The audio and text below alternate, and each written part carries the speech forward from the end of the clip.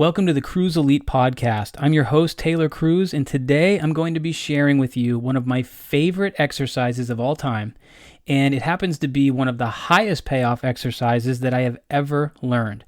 If you're somebody that's interested in moving better and decreasing pain, then you definitely don't want to miss what I'm going to share with you in this episode. Let's do it. Welcome. Today I'm going to teach you an exercise called the diaphragm stretch.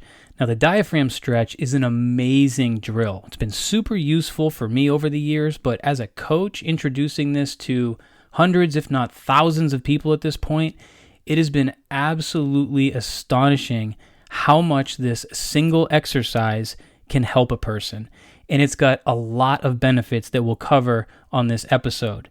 Today, I'm going to take you through the whole process. We're actually going to run some assessments on our body, some range of motion assessments, and then we're going to perform the drill. I'm going to walk you through it, teach you how to do it, and then you're going to reassess and see if this exercise is helpful for your brain in your body. Now, I did a whole episode on an educational tool called the Threat Bucket and our assess-reassess process that will bridge you in to what I'm talking about when I say using our immediate feedback assessment process. Now, if you haven't listened to that episode yet, don't worry about it. I'm going to bring you through the assess-reassess process on today's episode, but you can go back and listen to that one later to get even more education in detail on the assess-reassess process. So let's get right into it. Now, why would we want to stretch our diaphragm? Well, first, if you didn't know, your diaphragm is your main muscle for breathing. It lives around your rib cage. It's a big muscle, but it's very thin. When you see an image of the diaphragm, it kind of resembles a parachute. And it contracts and it lengthens just like any other muscle, and it's the main muscle that we use for breathing. Now, why would we want to stretch it? Well, it's the same reason we want to stretch our muscles and bring our joints through full ranges of motion. In fact, a lot of times people don't optimize the full function of their diaphragm because we get trapped into dysfunctional breathing patterns or breathing in a very shallow manner. And so bringing your diaphragm muscle through its fullest range of motion can be super impactful for your health and your performance. So let's go over some of the benefits of the diaphragm stretch before we actually assess it and get into the drill. The diaphragm stretch can be super useful for increasing mobility in your rib cage, your pelvis, and your spine. And it actually has a profound influence on total body alignment. And what I want you to know about it is that by stretching your diaphragm and changing the alignment of your rib cage and your pelvis and your spine, the rest of your body actually will adjust to that. So we can see some pretty profound changes in total body posture just from mobilizing this muscle called the diaphragm. It has attachment points on the rib cage and even the lumbar spine, so the lower back. And so there's a lot of value that can come from it, or that can come from mobilizing it. And it goes beyond just improving your breathing patterns. Yes, if you mobilize your diaphragm, generally your breathing patterns will become healthier, but it goes beyond that. It's actually amazing for removing tension from your body and even improving strength and stability through your midline. So think core. One of the cool benefits of the diaphragm stretch is that it's very parasympathetic in nature. So maybe you've heard people describe the nervous system before, and we have a parasympathetic nervous system, and we have a sympathetic nervous system, and the sympathetic nervous system is more fight or flight, and the parasympathetic one is more rest and digest. Well, when it comes to different exercises, sometimes the exercises will fit into one of those two categories more than another. And because the diaphragm stretch is an exhalation-based breathing drill, it actually is very parasympathetic in nature. So what does that mean? Well, simply put, it means that it can help us relax more. And by knowing this about the diaphragm stretch, we actually use that information to program it and put it into our programs in very specific places. And I'll talk more about that in a little while. So lots of different benefits. I definitely want to mention that it's amazing for removing tension and decreasing pain. And I think over the years of helping people with different movement problems and pain problems, the diaphragm stretch has probably been the highest payoff drill I have ever seen for most people when it comes to dismantling lower back tension and pain.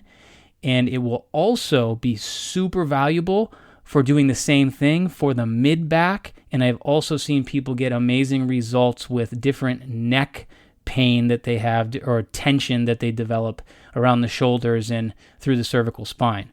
So lots of great benefits. Let's get right into assessing this exercise to see if it's a good fit for your brain and your body.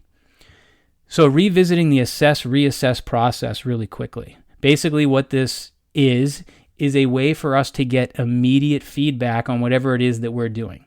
So we're simply going to assess a range of motion, and I'll guide you through a couple of different options. We're going to do something like a forward bend, maybe some movements for the neck, and then maybe some movements for the shoulder. And once you establish your baseline and you know where you're living in the moment and how it feels and how far you're going, that's going to be your movement assessment. We're then going to perform the drill, and in this case, it's going to be the diaphragm stretch. And then when we're done, we're going to immediately reassess to see what the outcome is. And the outcome will be one of three possibilities. You will either get better, stay the same, or potentially even get worse. And I'll talk about what those responses actually mean. When I say get better, what I mean is your range of motion will improve. So here's what I want you to do. And hopefully you can do this with me right now. If not, I'm going to walk you through the process and you'll be able to assess and reassess this drill at a different time. First assessment that I want you to get for your baseline is going to be a forward bend. So in a standing position, you can gently lock out your knees and simply fold forward at the waist, reaching your fingertips towards the floor. And you can do that a few times. And I want you to basically take notice of how far you've gone. What does it feel like? Do you have any limiting factors? Sometimes we feel tension in the low back or restriction in the hamstrings. Get a sense for how it feels, and most importantly, notice how far you've gone. So that could be one assessment that you use. That's actually my personal favorite. Another movement assessment you could try is for the neck. So this time what you could do is simply some lateral flexions of your neck, which means you're going to bring your ear towards your shoulder. You could also do rotations of the neck, which means you just rotate as far as you can, either to the right or to the left. So, ear to shoulder or rotate. Get a sense for how far you've gone, and qualitatively, what does it feel like? And last, if you'd like to assess your shoulders, you can simply lock out your elbow and raise your arm overhead into what's called shoulder flexion and see how far you've gone. Or you can bend your elbow, bring it up to the height of your shoulder and out to your side, and rotate your arm inward. This is called shoulder internal rotation. Once again, how far did you go? What does it feel like? Take a qualitative assessment of these things. Now, I don't want you to use all three assessments.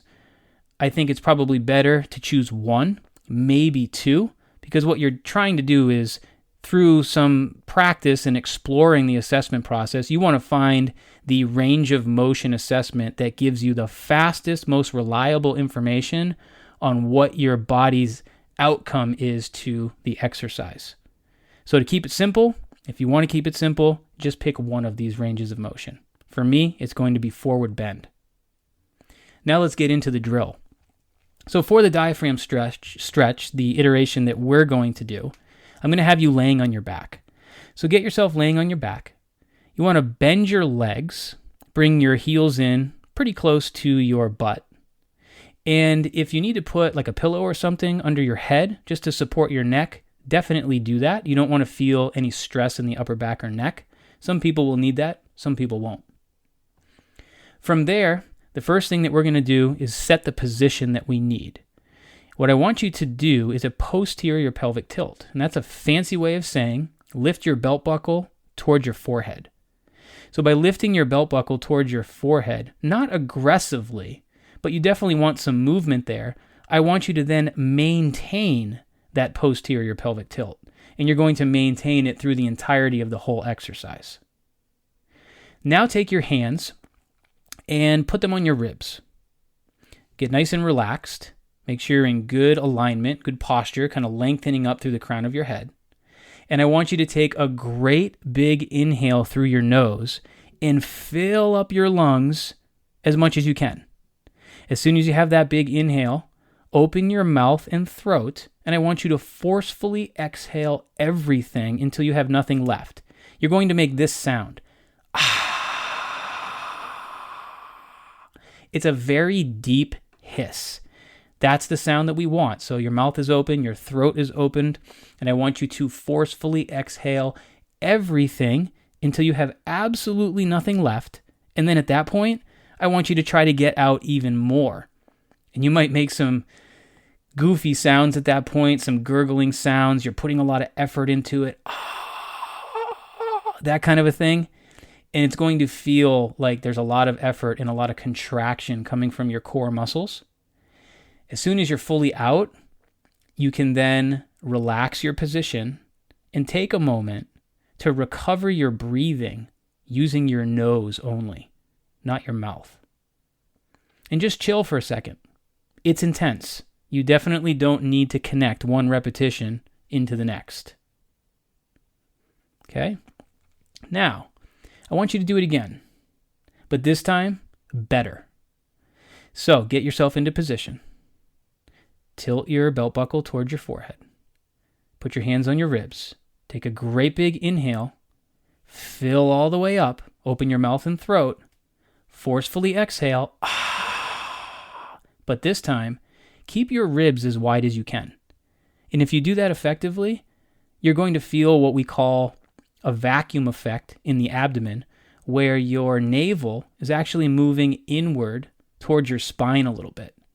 If you do that well, you'll feel an increased stretch sensation around the margin of your ribs. And that's an indication that you're doing a good job. Keep exhaling, keep exhaling, keep exhaling. Make all the weird noises. Try to get everything out when you think you're done. Keep exhaling. And then when you're finally done, relax your position and recover your breathing through your nose. Now, you can go on to do another repetition or two. It does take some practice, and you do want to make sure you're doing the exercise well and hitting the target. As soon as you're done, here's what I need you to do. Take your time, stand up, recover your breathing, and now I would like you to immediately reassess. So that forward bend that you did or those neck movements that you did, go back and do them again. And I want you to take notice of what happened. Are you better? Did you stay the same? Or are you worse? Now, if you got better, what you probably noticed is that your range of motion improved. Maybe the quality of the movement is better, or you feel less limitation, or in some cases, even less pain. If you stayed the same, you didn't get any kind of change from the drill, it's no big deal. That's not an unhealthy response to the exercise, but I do encourage people to try it again, because sometimes if you're not getting a change from it, it means that you're just not yet hitting the target accurately enough, and a little bit of practice will allow you to do that. Now, some people might get worse. I will tell you from experience that this exercise is probably 80% effective for people. Most people will get a fantastic result. At this point, if that's you probably went from a forward bend that probably felt kind of stiff and achy to maybe putting your palms on the floor. No joke. It can literally open up range of motion that easy and instantaneously in your body. However, just like every exercise, not everybody responds equally. So there is a small percentage of people that may not get that kind of result from this exercise. And I just want to take a moment to briefly describe why that might be happening. And it doesn't mean that this exercise won't serve you in the future, but it does mean that it might not be the right fit for you right now. The type of person that might not get a great result from this is somebody that maybe has some history findings that correlate to the area of the body that we're working on. For example, if you've had any kind of injury to your spine or your ribs, and rib injuries are actually quite common in athletics, or maybe you've had some kind of abdominal surgery, like a woman who's had a C-section, or maybe you have some kind of pelvic floor issue. Whatever the case, just realize that we can have history findings that could potentially interfere with this exercise being high payoff for us. Again, doesn't necessarily mean it's not going to serve us later on, but we may need to make some small adjustments in the way that we're doing it in order to get that result.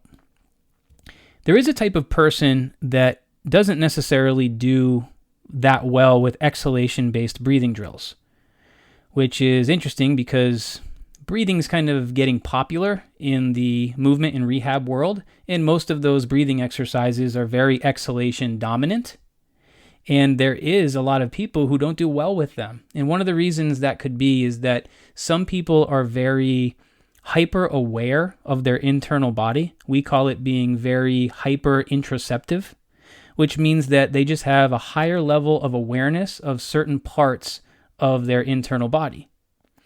And sometimes this can be good, and sometimes it can be bad, meaning you don't want to have a hyper awareness of, say, your heartbeat, because that would be very distracting. And that's just one example. But for people who are very interoceptive, and maybe they also have some level of anxiety, exhalation-based breathing drills can actually make those people feel worse and more anxious. So I just want you to know this in case you are that person. This may not be the perfect exercise for you right now. And if you are that person, I can tell you that switching the style of breathing exercises that you use can actually be really high payoff. And so there are different categories of breathing drills, and I'll be covering some of those in the future. One of them we put in the category of what we call air hunger drills. Air hunger drills are interesting because even though we put them in the breathing category, sometimes the way that we practice them is with no breathing at all. Basically, you exhale everything, and then you actually do some movement without actually breathing. And you build up the sensation of becoming air hungry, I should say. And as soon as you need to, you then begin to breathe again, but you recover your breathing very slowly through your nose, trying to maintain control, even though you've had that feeling of wanting to breathe. It's a different style of breathing drill, and it can be really, really powerful for people who do not do well with more exhalation-based exercises. So getting that out of the way, let's go back to the 80% of people who will get an amazing result from this. And that's why I wanted to share it with you today. As I mentioned, stretching your diaphragm can be super powerful for dismantling aches and pains. If you have pain in your lower back, mid back, or you're just suffering from tight muscles, diaphragm stretches can be amazing for dealing with those issues. We can use it to relax. We can use it to improve midline stability and strength. We can improve posture and really just our sense of well-being, because it's got that parasympathetic nature to it. So when do we use this drill? Well, I can tell you that when programming for our members, one of the things that we like to do is include some variation of the diaphragm stretch into their program.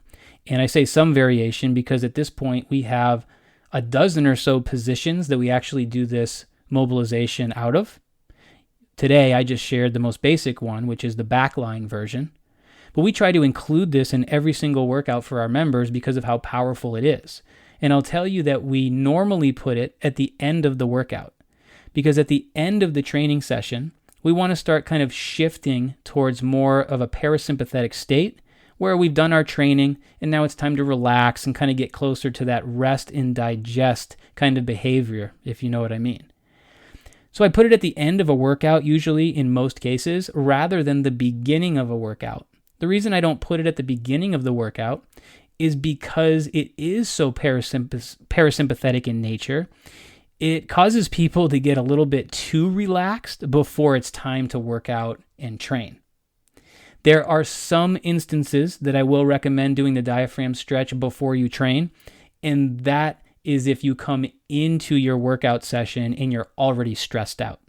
If you feel that your sympathetics are too elevated, you're too anxious, too stressed, then perhaps a set of diaphragm stretches can kind of bring you back down to homeostasis and put you in a good place to now begin exercising. But that's a little bit more rare.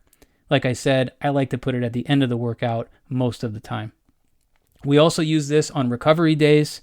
I think it's an awesome thing to include in your self-care work. So on non-training days, if you're doing any form of mobility training or really anything to just help you recover and feel better, the diaphragm stretch should definitely be part of that. And as I mentioned, for reducing tension, it is amazing, and you can combine it with other things that you're doing that are self-care based or rehab drills that you're practicing as well. So that's the diaphragm stretch, the back-lying version. Like I said, we've got a lot of different iterations of it, but go through this process. Assess and reassess your response to it. I think you're going to be really surprised at what can happen. Remember, for the assessment process, choose a range of motion, the forward bend or the neck movements or the shoulder movements.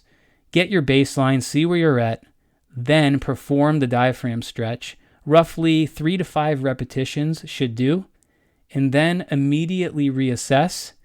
And I think most of you guys are going to find that this exercise is extremely powerful for you in a number of different ways. So I hope the diaphragm stretch lands in the right hands and helps you as much as it's helped me and thousands of clients that I've shared it with. That's it for today, guys. I'll be sure to leave you a video link in the description that will help you refine your practice of the diaphragm stretch. If you're interested in learning more about the diaphragm stretch, be sure to join our free community where we host free monthly mobility challenges, and I'll take you through a whole movement experience, exposing you to both education and other exercises that will help you improve your health and your performance. And we'll do so using the assessment process so that we can make everything specific to your needs.